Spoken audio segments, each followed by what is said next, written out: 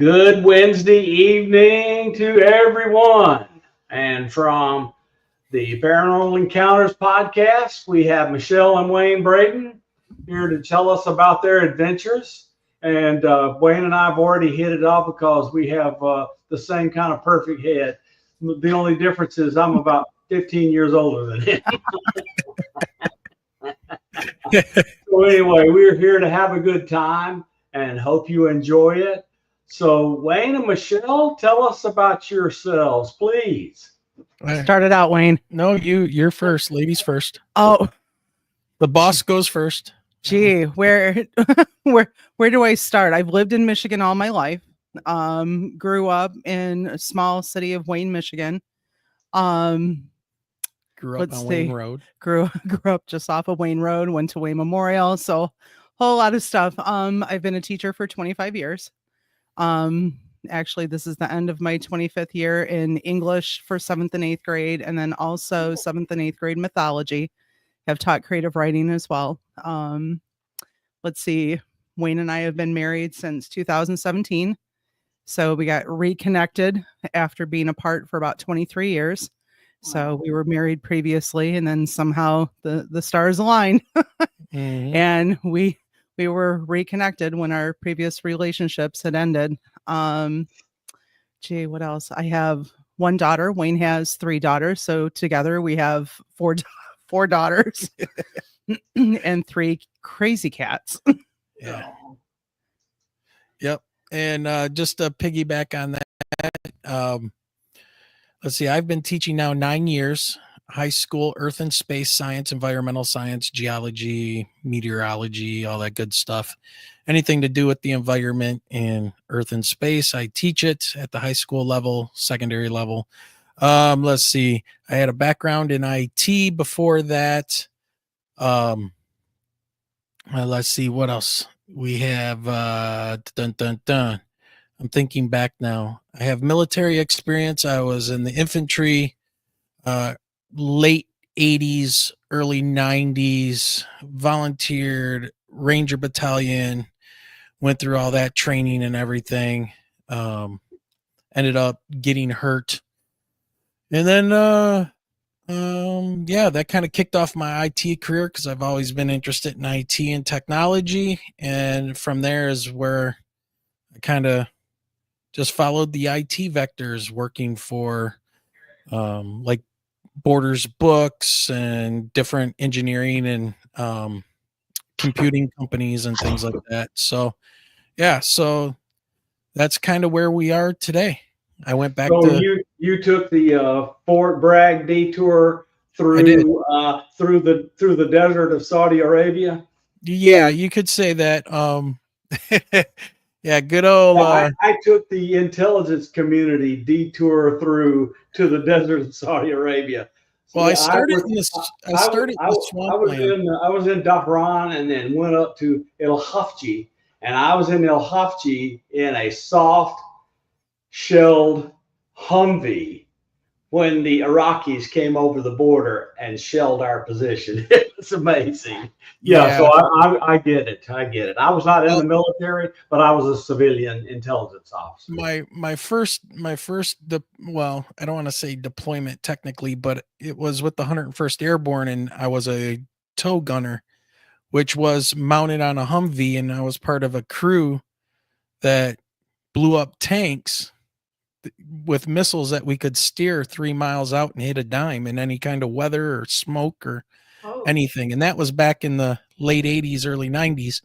So, and then it was after that, I was in the 101st, then I put in my paperwork for Rangers and got selected. So, that's fantastic. Yeah. How long was the training for that, Wayne? For what, Rangers? Yeah. Shoot. I want to say it was close to 6 months, because there's a lot of different phases to it. And I don't know how much they've changed it now. You're talking late 80s. So I do remember I did my basic down in Fort Benning, ended up, down there, and then down there again because 3rd Battalion, 75th Regiment is down there. So that's where I ended up. I did like this weird loop of training, and 101st, and then Fort Bragg, and then back to Fort Benning. Now it's Fort Moore, I believe. But so much has changed now. It's so different. And yeah, so I want to say it was about 6 months of training. Michelle, my mother, near the end of my brothers and me in high school, decided she wanted to go back to college and be a teacher, and she got her teacher certificate in the state of Alabama at 50 years old and stayed doing it for 20 years. She loved teaching.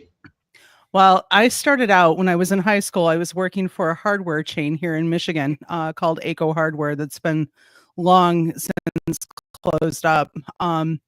After Aco, what was it? I went on to college and I was a double major in English and theater.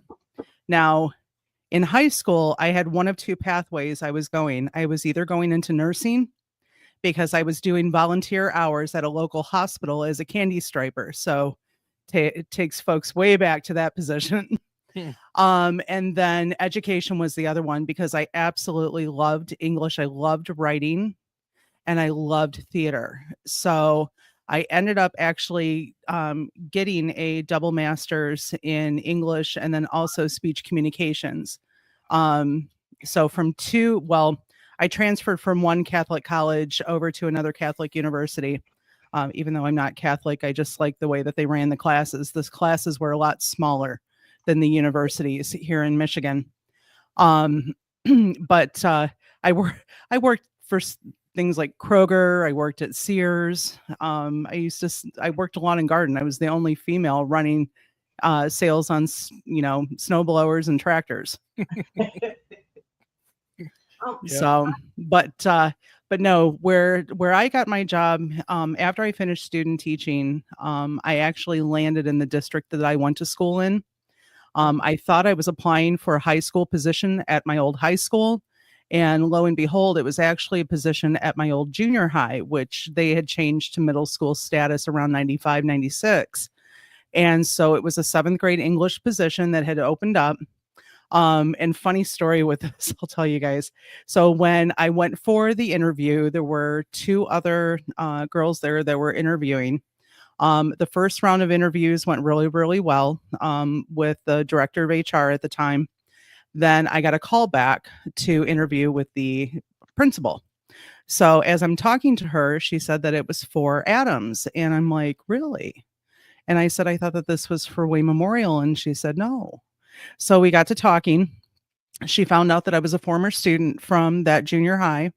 I got home probably about 30, 45 minutes, and I get a call from the district. And I live still at home with my parents, the only girl out of 5 kids. So I got 4 older brothers. Wow.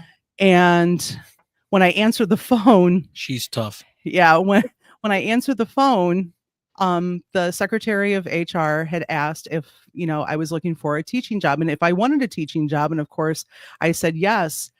And she goes, we'll try another district. And I sat there, my jaw just dropped, and she must have known at that point that her joke wasn't coming across really well. She's like, I'm kidding, you got the job. So did you go in and throttle her the next day? I went in there. Our HR department back when I hired in 2000 was just amazing. And I don't think any of the ladies that I worked with back then on getting all the application stuff filled out and the fingerprinting are even working in that office anymore. There's been so many shifts at Central, but it was about 3 or 4 hours of paperwork. But I was in my classroom staring at cardboard boxes the very next day and had to start from the ground up. Wow. And, the parents that wonder how classrooms look amazing, trust me, it is not from any funding that the school gives. I have spent so much money over the years. But my room now is like a cross between Hogwarts and a UFO ship. I mean, I have a huge, textured rug of an alien head on the front of my desk. So my poor mother had to put up with 5 boys. So fall every year, we went in and decorated at her cracking a whip suggestion. Yeah, I've got it down to a science. Like my posters don't come down, and we have a rule in my building. If there's any room changes, everybody else changes around me. I've got too much stuff up on the walls that if I took it down, I think that the painter for the district would seek me out, and I would he would need bail money. So I put everything up with alien tape, if I that would says love- anything. Is that a thing? Alien tape? Do they Yes, have it that? is. Holy It is a double-sided Double-sided. jelly tape, and it is amazing. And all my mythology stuff is up. All my, Harry Potter, Yeah, Labyrinth, and- Twilight, everything is up And if in my they room. try to pull anything down, it's gonna pull chunks of drywall off Yep. with it. It's that strong. So So the plan is that when I retire in a few years, that they have to put an English teacher in that room. I'll just leave everything up, but it needs to be an English teacher. Is it a rural or suburban or urban school? I am in a suburban district. it's almost urban at this point. Yeah. So, but we have 3 middle schools, we have 2 high schools, and several elementary schools that feed into the middle schools. But I mean, it's downsized over time. We've closed 1 middle school and we've closed several elementary schools over the years. And my school's right in downtown Detroit. So I went to the Ford Center for a concert. That's in Detroit, right? Yeah, Mhm. I had fun. I mean, we walked the streets, and I had a thing. I had a thing for Chris Farley, the comedian, and I was drunk, and I put "I love fat guys" on my shirt. I meant it, but but nobody fucked with me. So I mean, I had a good time. Anyway, the question is, did you ever have any experiences in your careers? So That's government interesting. or teaching or anything like that besides home life. I was wondering if or any people that you worked with for both of you, Experiences as with, like paranormal or anything creepy. in the 2 buildings that I've been in, I have not.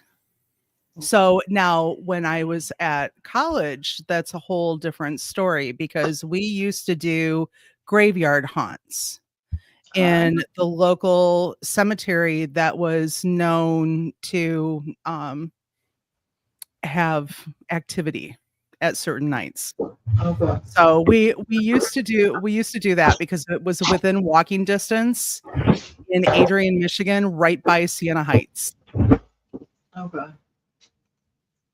Well, what kind of activity? Like what happened? Just, I mean, noises. Like we would hear noises, we wouldn't necessarily see anything, and we could never tell if it was another group just messing with us.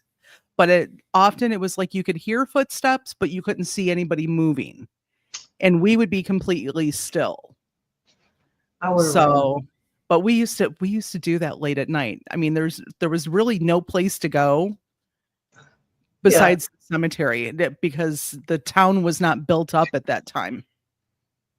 Yeah, so I grew up in a very large county in Alabama where this very large county had 29,000 people and my town had 1,200 people and my class was total in my grade was under 100. It was a small town. Everybody knows knew everybody and everybody's business. Yep. Tell us about your podcast. It sounds interesting. Well, I mean, we didn't really think about starting one until we had our own experience with a UFO. I mean, I've had paranormal experiences with what I would consider spirits or ghosts or whatever, one of them being my late mother, and other ones when we were kids where we were in places that had a high reputation of a lot of death and mistreatment of people, these insane asylums and asylums that they closed down before they knocked them all down. A lot of us kids, back in the 80s and 90s were going into these places and exploring them, and we had the crap scared out of us in some of them man. But yeah, so our podcast though is kind of a thing that just kind of grew out of an experience that Michelle and I had back in March of 2018. And it all started with, we were doing a late night bingo in Canton. It's a suburban town just up the road here, about 15 miles, and we live right next to Detroit Metro Airport. I mean, we're right at the ends of the final approach for one of the runways here. So big jets are either always flying over and taking off, or coming in and landing. I mean, it's, it's pretty constant here. But we were about 12, 15 miles north of here. It's 2:30 in the morning, and we had left the bingo hall, and we were heading west toward the expressway on Ford Road. Of course, it's named Ford. We're in Detroit. And as we're driving toward the expressway, I can see 3 bright lights. I want to say maybe 2 miles up ahead of us. And I looked at Michelle and I said, "Do you see those lights? They were spaced out, one in the middle, 2 on the ends." I said, "Those look like landing lights, and it looks like an airliner that's about to crash in front of us." And I told her, I said, "There's no place where we can go if that's the case. We're pretty much cooked. We can't get out of the way and all that." So we just kept driving, and she's like looking at it, and she's kind of locked in on it, like just staring. And we get closer and closer, and you can tell that there's a shape to it, but it's barely moving. It's this weird, almost like undulating, weird glow around it. And as we even got closer, now you could tell it was more like a heat mirage on a July day, right? On some blacktop when it's really hot, and you can see how the heat is causing the distortion of the light energy off of the blacktop. And we're looking at it, and Michelle looked at me and she said her famous line of, When did the military get that? right.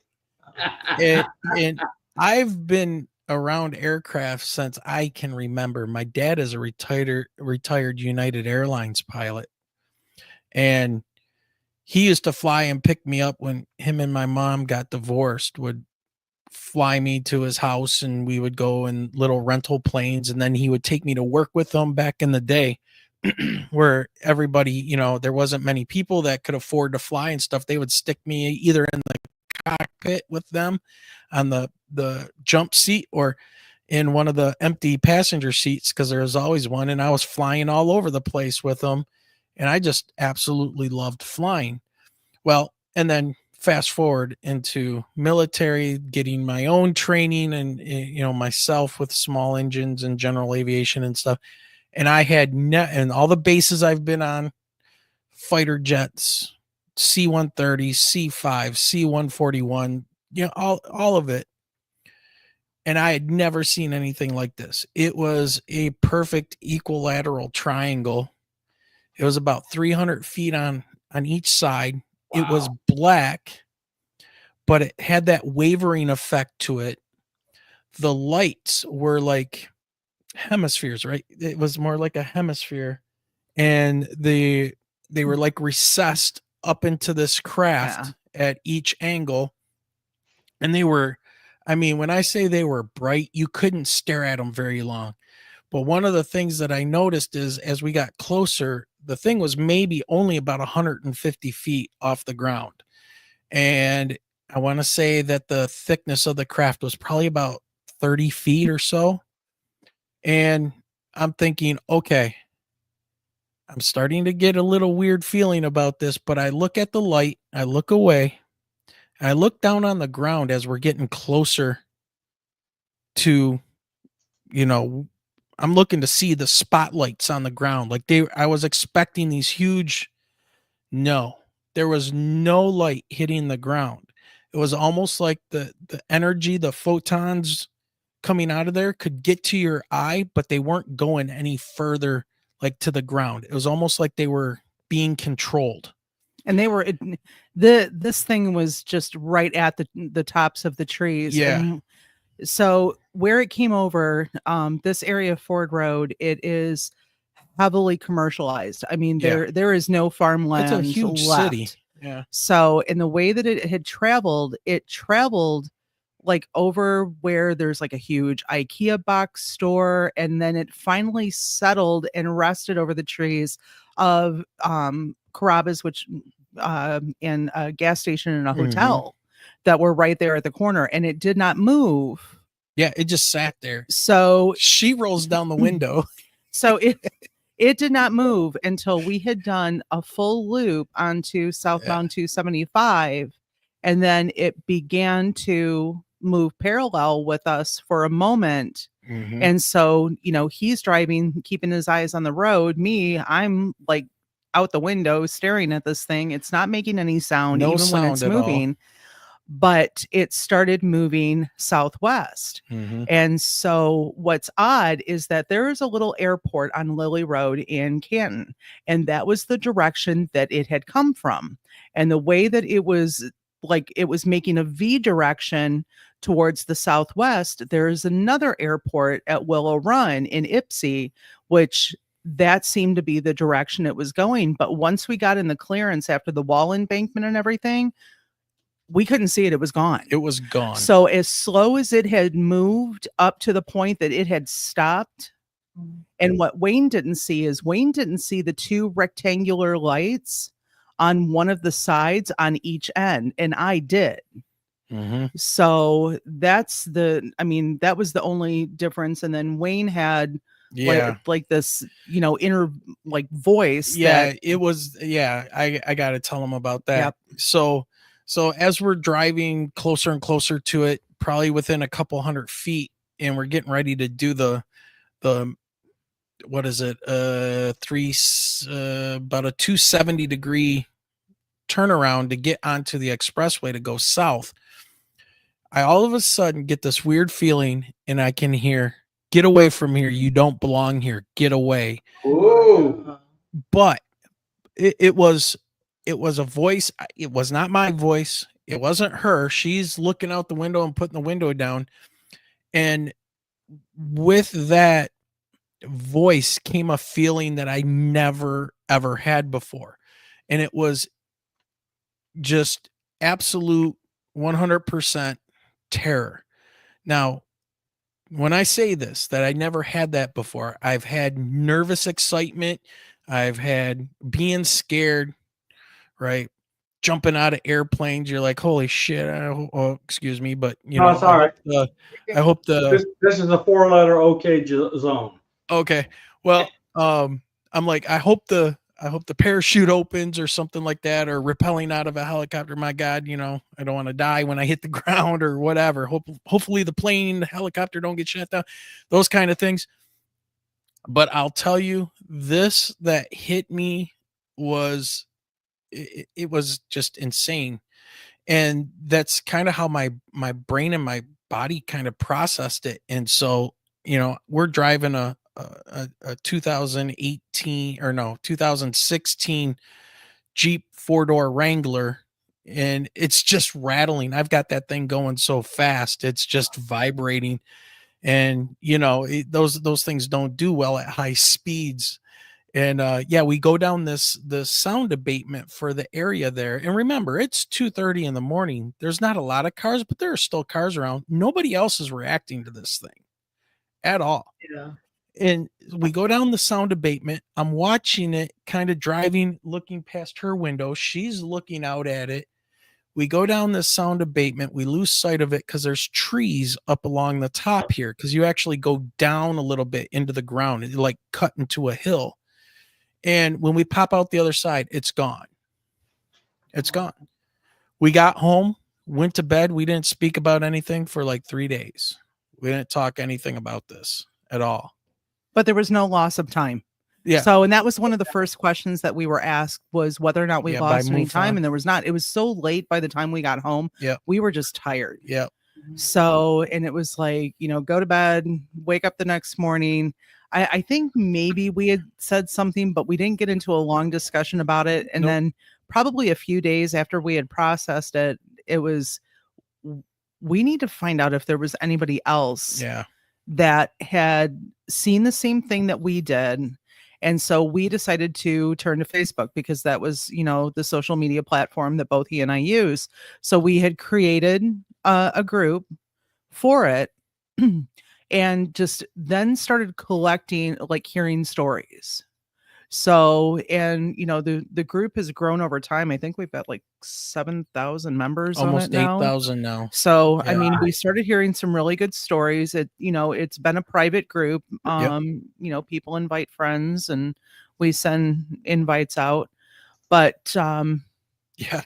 yeah, It was I mean, just, we heard so many things, and we did end up with people contacting us saying, it wasn't many. It was like 2 or 3 people ended up contacting us via email or through the Facebook group that said that they had seen it in the craft seemed to appear just southwest of where we were by a few miles, and then somebody else reported it on the west side of the state, and then that was the last we heard. So we ended up still getting people coming in to the group, and they're telling us all kinds of things that are going on. Like, oh, do you know about the 1994 thing? Do you know about this going on in Michigan? Do you know 1966? Like, no, what are you talking about? And this went on for almost 3 years.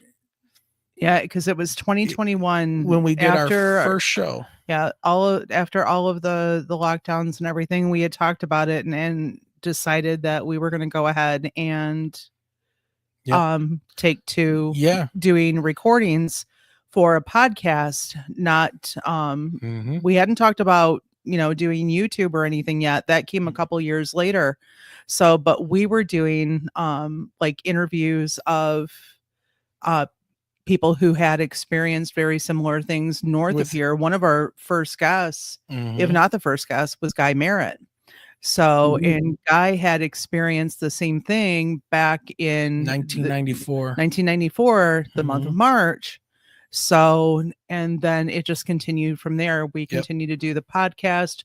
We started out very early on, just Wayne and I talking and doing research. Yeah. And the research was becoming overwhelming, especially with our jobs. Yeah.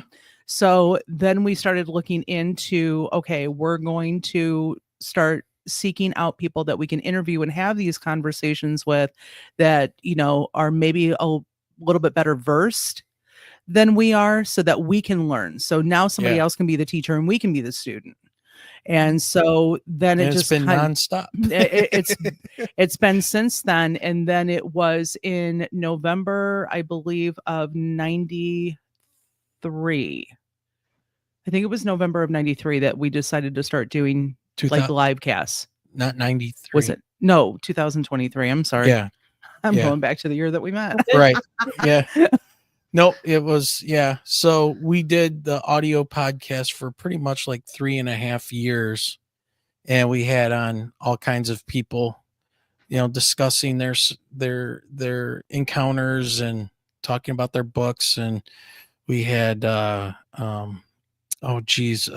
Terry Lovelace on was one of our very first guests. Was originally from Michigan and, had huge ties to Michigan, and his story about what he went through and his friend from the Air Force went through with the triangular craft.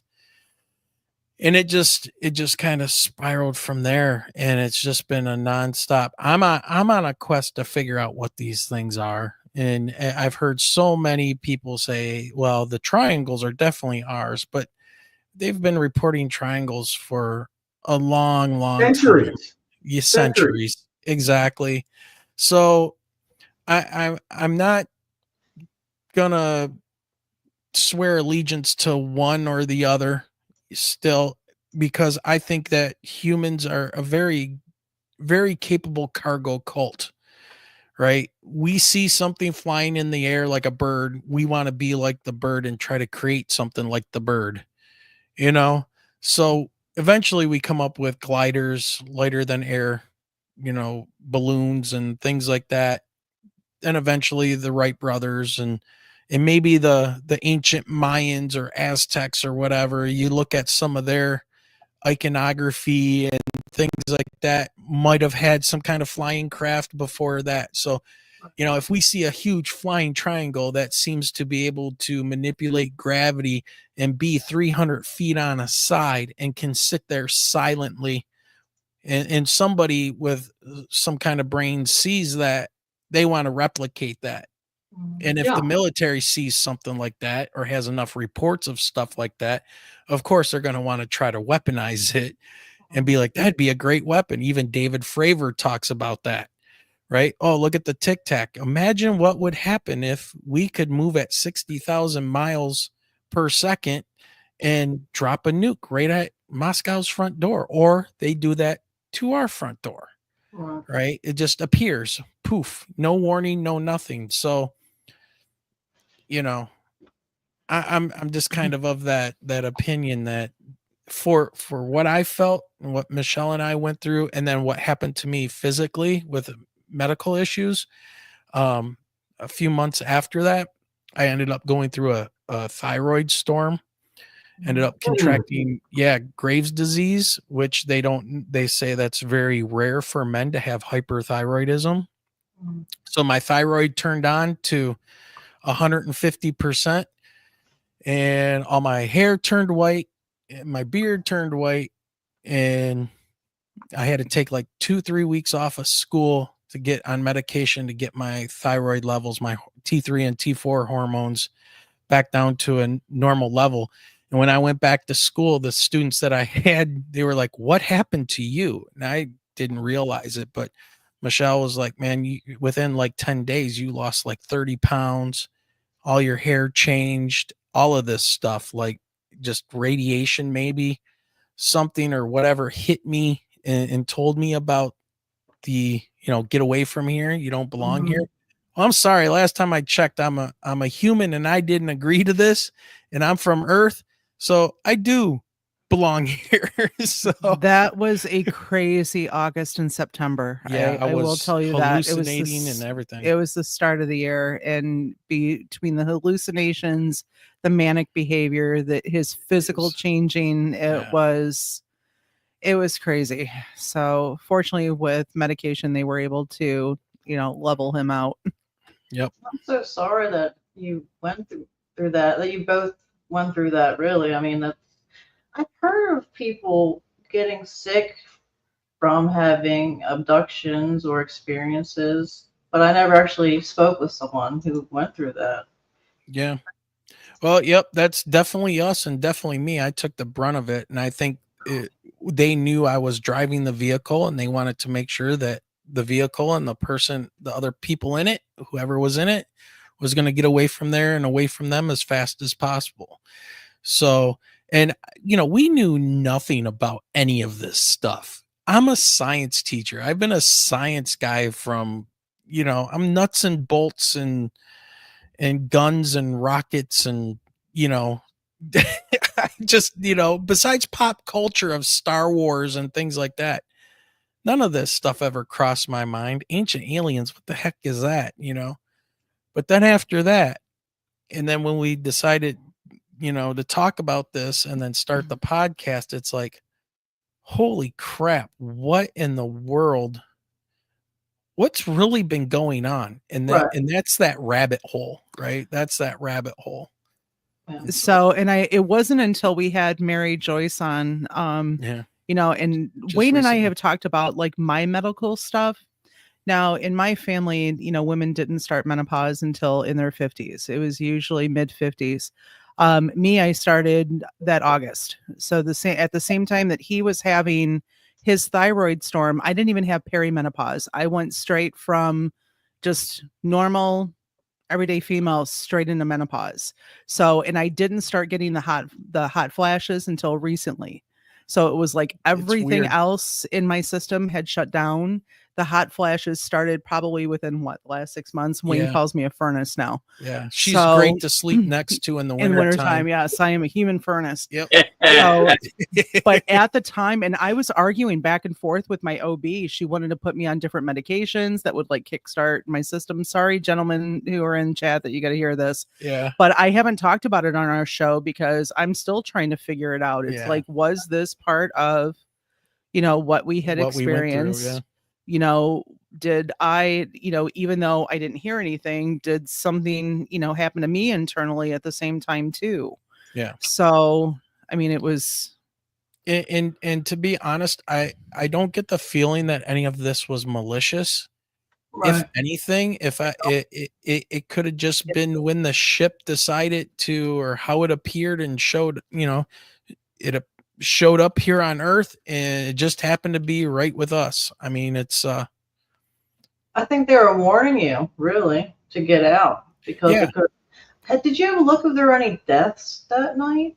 Or Not Mhm. anything that was reported on the local news, and there was other traffic on the road. There were cars on Ford Road. There were cars moving on I-275. So somebody that night had to have seen something. right?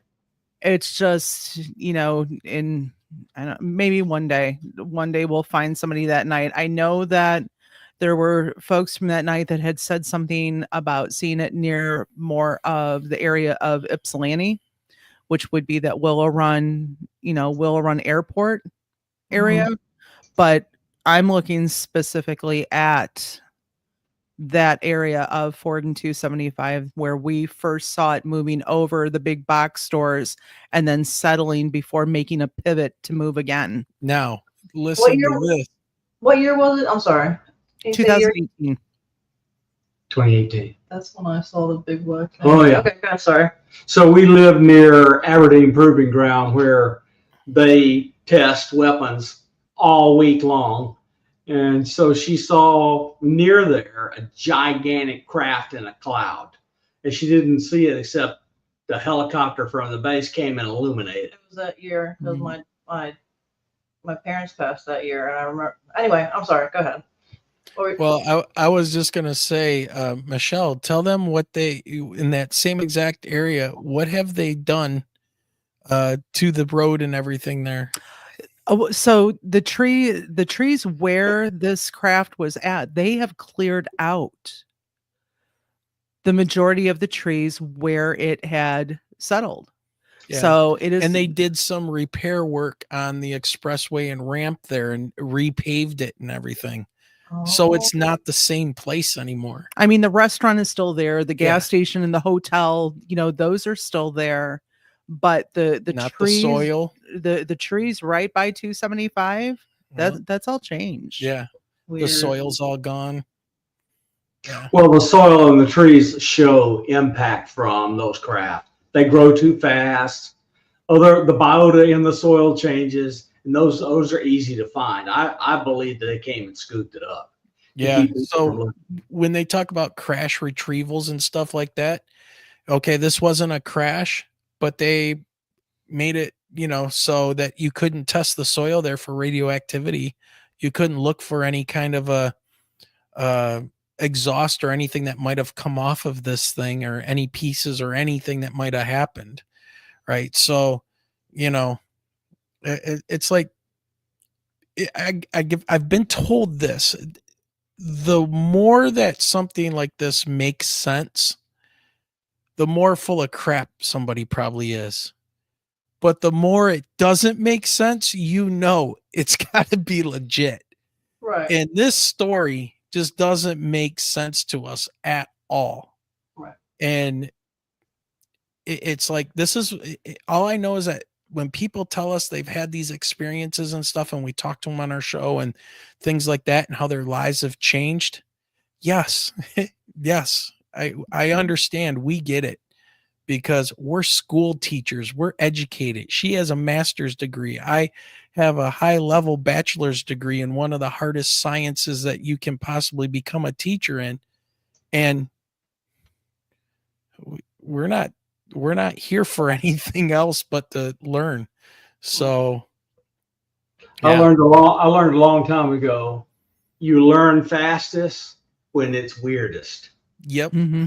because that's a massive deviation from what you expect. And in order for you to understand it, you have to depart and open your mind. So yeah, it's just, to me, I like making mistakes, because when I make mistakes, I learn. And when it's weird, we learn faster. Yep. Yep. Yeah. So that's kind of our story, and we've been sticking to it for 5 years now. Well, and like I said, my health stuff, I've just recently Yeah. started, thinking about it again and kind of diving into it. And I brought it up with Mary Joyce when she was on with us on the last week. show. Yeah. So, and it's just just putting the puzzle pieces together, all the doctor's appointments that I went to, and just putting all of it together. It just Seems to fit. say something's fitting in the direction that this was a direct effect of that experience. Yeah. But I mean, Yeah. who knows? Well, I want to know about your personal feelings now that there's been this semi-hemi, nearly open mouth disclosure that this stuff is actually happening from our federal lying government. Does it help you feel better? Not from the government. No. Right. No, because the government's only going to tell us what they want us to know. Yeah. So, and I know that we talk about this as far as disclosure, it's in the stories that we hear and then we talk about with people. So, it's validating what we saw that night and what others have seen around the state Yeah. of Michigan and outside of Michigan. And that's my biggest beef. I've said this before. My biggest beef with Stephen Bassett. We've had him on the show a couple of times, and man, he is all about the Washington D.C. Beltway boys we're finally gonna get full disclosure, dude. We don't need, those of us that have lived this stuff. We don't need somebody in a suit from Washington D.C. telling us, "Oh, by the way, they're here." Well, and and Space Force has been around since what, the 80s during the Reagan days. Yeah, they just didn't. So call if it we that. weren't just getting disclosure, then we're not going to get disclosure now. Yeah, So they've known this. Weird. Steve is the sweetest guy, but Yes. he's had the same story Yep. every single week that is coming next week for 3 decades. Yeah, you don't need to wait, man. We have one friend, Sir Brian Bowden, he's a Knights Templar, and we've talked to him a lot, and he says that disclosure already happened. It was 1977 with the movie Close Encounters of the Third Kind. That's them telling you that's it. You had somebody playing Jacques Vallée. You had Hynek, Dr. Hynek in the film. They're basically telling you. And Ronald Reagan showed the film at the White House and said, "If you move this to Holloman Air Force Base, what you just saw is the truth." Yeah. Yep. Sorry guys in DC, if you're watching this and stuff, don't be offended, but I don't need you guys to tell me. Well, they think that it's in the universe, but look, the facts are: talk to experiencers, interact with them, learn what they've been through, and you'll learn a whole lot more, because they are ignoring experiencers because Yes, they they want are. a craft they can turn into a weapon. Yep. Yep. Well, they think from a or national a power security supply they perspective. can make $1 trillion on. Yeah. Yep. And again, they're looking at things from the national security perspective, and I get that they're responsible for 380 lives in this in this country, and the rest of the world, if you want to look at it that way as well. But when all they're talking to right now is military pilots and stuff, and giving them safety from being thrown out of their jobs and stuff for reporting. Like airline pilots have seen stuff all the time. They just don't talk about it because they don't want to lose their jobs. Right. So, I don't need them. Exactly. It's not going to change anything Nope. anyway. If anything, they'll skew it so it's part truth, part lie, so Exactly. they still have that control, you know. Well, And I- how many scientists and government officials does it take to visit, Chris Bledsoe, and them to say nothing? Well, not only that. So look, I went and visited Chris Mhm. several years ago, and to tell you how that went, I proposed a unique experiment to Chris, so it would show beyond a doubt he was telepathically in contact with them. And 2 weeks later, after I left, their bugs had worked really well because they did it. Awesome. What can I say? I mean, you Right. know, I can when see now. I left there, I had seen multiple orbs. They followed me home, and I had a healing. He is the real deal. Yeah, we are definitely a lot more observant of our surroundings now. Yeah. So when we tell our audience to keep an eye to that sky, we're definitely a lot more, prone now to, look up even when we're driving. Like our eyes are always like just shifting, watching the sky. And mind you, most of the time around here it is airplanes, but I know that we've spotted some, orb-like figures in the sky in the distance, and have kind of watched those before. But And those have been reported for ages as well, we'll spot an orb and then go on social media and find like the Downriver and Friends, some of the Facebook groups around here. Other people are, what's that thing in the sky? Yep.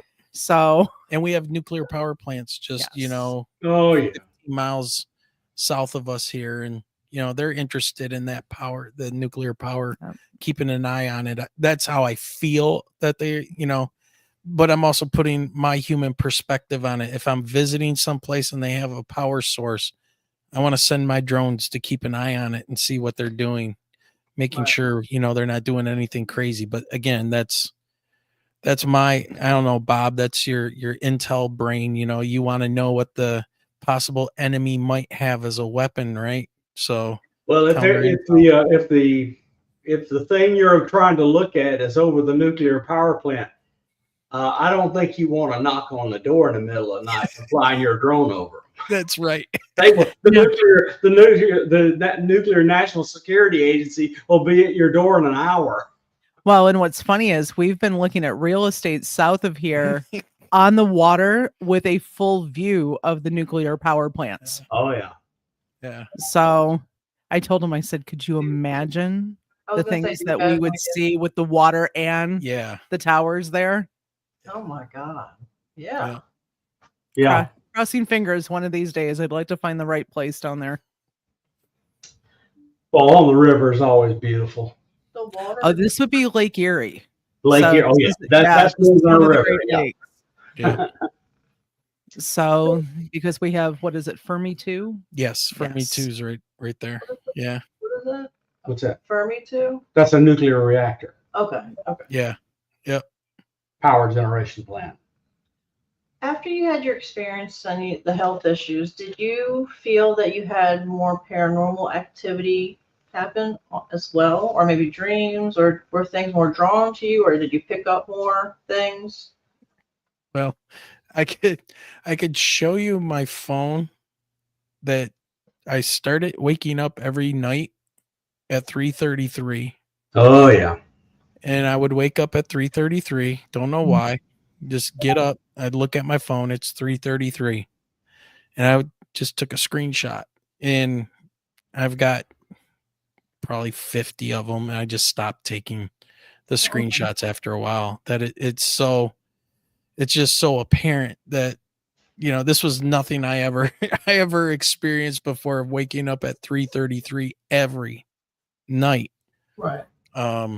That's totally new, that was totally new for me. Now it's kind of like one of these things where I decide at work, I'm at work and I'm like, I wonder what time it is. I look at my clock on the computer. It's, 2:22, or it's 5:55, or, it's some, what do they call them? Angel numbers or Mhm. something like Yeah.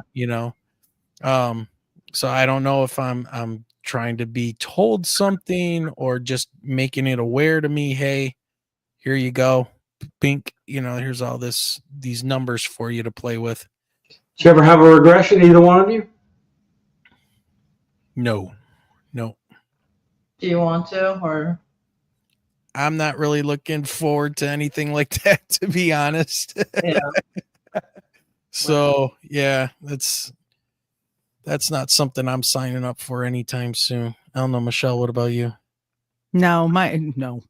Yeah. No, and mine has just been, the same. Mine has been either the 3:33 or the 4:44. Though those have been But your mine. 33 is in the afternoon. Yeah, mine is not in the That's- morning. Mine yeah. is in the afternoon. Like, I just out of nowhere, I will pick up my phone. It's 3:33, or just randomly, I'll look at a clock and it's 3:33. The waking up was my 4:44. So the 4:44 one, and I don't know if 4:44 is an angel number or not. I think as long as there's 3 repeating, I think it's considered that, isn't Okay, it? then that works for I don't me. know. I'd rather it not be on the dark side. Yeah. Only even numbers are good angel So, numbers. but I mean, there's been times that, like I was telling Wayne just recently that I had forgotten what the sound of my mom's voice sounded like. And I had put it out into the universe. My mom has been gone since 2011.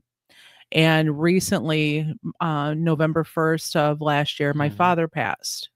Now, I still have audio recordings of my father who had left voicemails, and I will never get rid of those. I've downloaded a few, listening to his voice. But after I had told Wayne that I could no longer like picture my mom's voice, one night, went to bed shortly after that conversation, fell asleep, and had a full-on dream, like, with my parents, where I could hear my mom's voice again, heard my dad's voice, like they were in that dream with me, just talking away.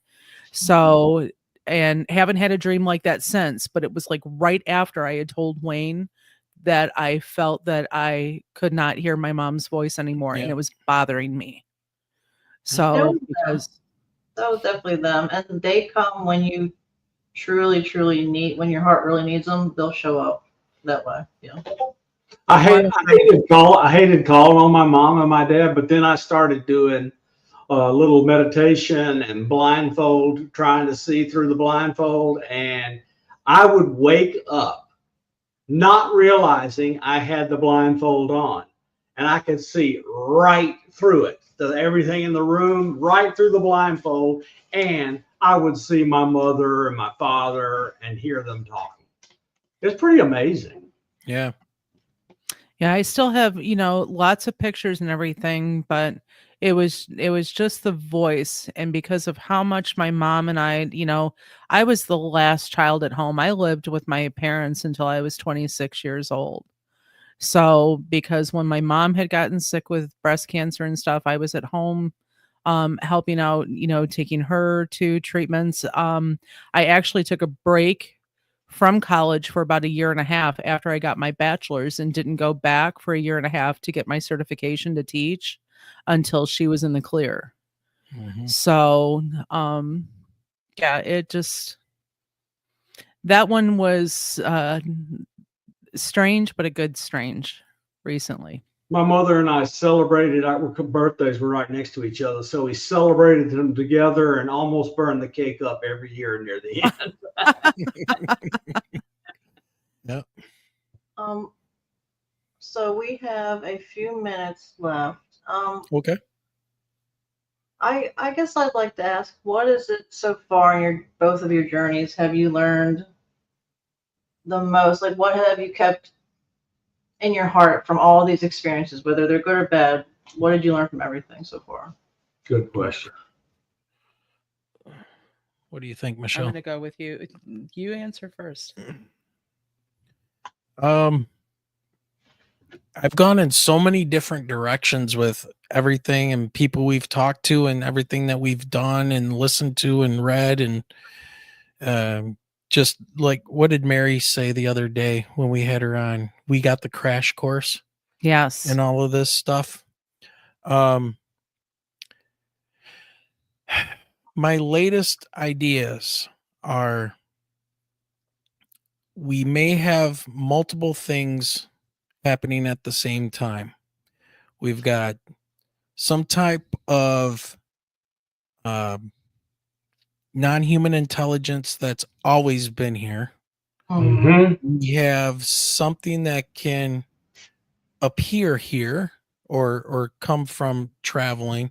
I get the feeling that, and I'm going to go with my friend Jared Murphy on this, that this planet is a living organism. It's kind of rare. And in ancient times, this thing was like a biocomputer.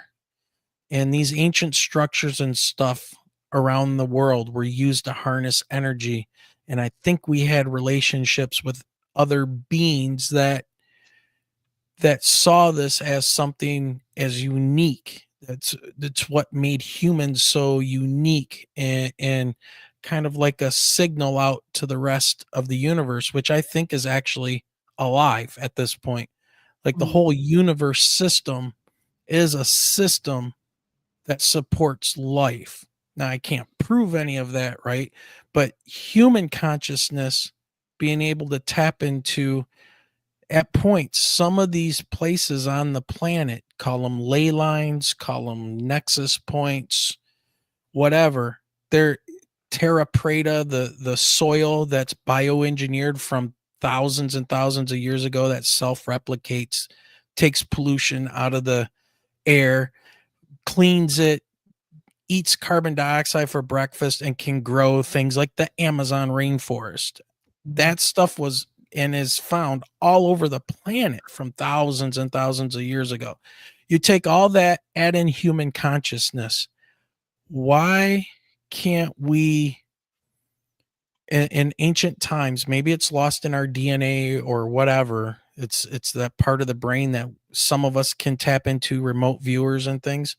But I have a feeling that we could communicate using technology based on biomechanics of the planet. I mean, it's a mystery how they did it, but my God, the Great Pyramid at Giza is a model of the Northern Hemisphere to the perfect degree. It's a line north, south, east, and west within 1/60th of a minute. You don't just do that by accident and say it's a tomb, right? That is a signal saying this is the map of the Northern Hemisphere. This is how big it is. And people knew this for thousands of years. And I think that 100,000 years ago, humans could have been very advanced and had ways of using the planet. And all of these things that we experience, we could be calling these things in and not knowing it. We could be tapping into technologies that are deep underground that we can connect to and we don't even know we're connecting to them. So that's kind of where I'm at. It's a weird mishmash of all of this stuff that people have kind of related on the show over the last 5 years, and to me putting it in logical order, which is what I like to do. I'm not a very feely kind of guy, except with, the little short girl down there. But it's like, logically, if we truly are a species with amnesia and in our DNA, we are traumatized and passing that on and also losing ability every generation. Right. And our planet's gone through trauma. It's no longer working the way it should. But we're still in that remnant phase of it's here. Sometimes it works, sometimes it doesn't. And we're still thinking things now are tombs. And, for one pharaoh that was a pharaoh, and by the time he died, they just would finish a pyramid with 2.1 million blocks. Right. It makes no sense. So in me, what I'm taking, and mine will be much shorter than Wayne's because I know that we're running out of time. No, Mine, take your time, really. mine is all about the community that we've built and like this little family on YouTube and, within the Facebook group, but definitely with the shows, so many people that we have interviewed, some we've had the pleasure of meeting in person, Mhm. some we've had the pleasure of sitting down and having, dinner with. When we had dinner with Ray Szymanski, it was one of the best nights. Wayne and I were absolutely starstruck. yeah, You Jack know, Bouchon, right? Meeting From Ray, going to dinner with Jack. We've Yeah. talked about, hitting Atlantic City so that we can go see Gemma. Mhm. I've told Wayne I want to go out to Washington, to Forks, Washington. Then we get a chance to see Diane Boss, who is, like our been super fan. just loyal to the show. Yeah. Well, and she lives where, it's from the Bigfoot. setting of Twilight. Oh, that too. So Yeah. it just, all of those things, everybody's going to have different experiences. And so many people have a connection to us through Michigan. But yeah, well, and there is It's that weird. interconnected, and not Yeah. not just, through the state of Michigan, just the experiences, the talking with other people, the learning from them. Not everybody's going to agree all the time. It's kind of like that agree to disagree. Just knowing that folks have unique stories and not always dismissing what they have to say, because I think that we've gone Mhm. through so many, generations and different films where anybody who talked about a UFO was a guy standing in the middle of a trailer park with a wife beater on and a beer. Right. So, and and some sort of, ball cap. And that's not necessarily the case. Right. So when you've got professionals that are willing to, stake their reputation and talk live about it. And I talk at work with my coworkers. I don't talk to the students about it. But I've had kids who, once they start seeing the UFO stuff or my cryptid stuff, they're like, "Oh, you're into this." And I've given a few kids, the business Yeah, they'll cards to watch our watch the shows. show. Mhm. So, because then their parent, they tell me that their parents are into it. I'm like, well, go ahead and, take this home to mom or dad. Yep. So it's just being open. It's, Yeah. it's being open and being willing to talk about it. And, kind of breaking the stigma of what Hollywood had done for years. Yeah, because they do say, in a lot of these movies and stuff, we're not alone, the X-Files music and stuff. And you know what? It's not we're not alone. It's like the people experiencing this, you are not alone. Right. We're all here, and now we can talk about it, whether they want to blacklist us or shadow ban us or whatever. You'll find and we've been shadow banned, but Oh, yeah, nobody's they'll- shown up at the door yet in a black suit. So they will find a way to find us. Yeah.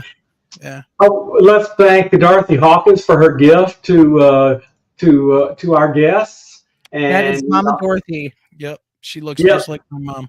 And everyone should thank Mr. B. Mr. B and Friends, he did our intro and outro videos for us, and we are eternally grateful for That's his excellent. friendship. We look forward to seeing you tomorrow night. We have another show. And everybody Oh yeah, where do you want people? When is your show on, and where can people find you? Sunday nights, 8:00 Eastern. So Eastern time. So this Sunday we have a guest coming on, the Crystal Skulls. Yes, Joshua Shapiro, who has been taking care and meditating and visiting all the crystal skulls that have been discovered. Yeah. Once in a So- blue moon, we have to take a Sunday off, but it's typically every Sunday night at 8:00. All right. Thank Thank you you very much. everyone for being here, and we look forward to seeing you tomorrow night and next week. Good night. All right. Take care, everyone. Take care.